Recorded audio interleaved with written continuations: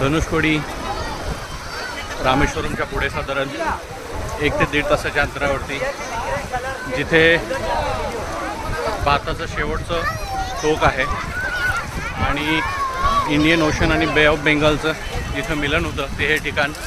इथूनच राम सेतू बांधून रामाने श्रीलंकेवर आक्रमण केलं होतं आपल्या वानर सैन्यासहित. असे हे ठिकाण. समुद्रामध्ये उथळ पाणी आहे हे, त्यामुळेच इथं राम सेतू बांधणं शक्य झालं होतं. पलीकडं मध्ये काही आयलंड दिसत आहे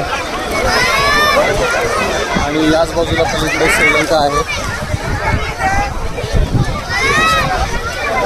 श्रीलंकेपासून हे भारताचं शेवटचं ठिकाण खूपच जवळ आहे.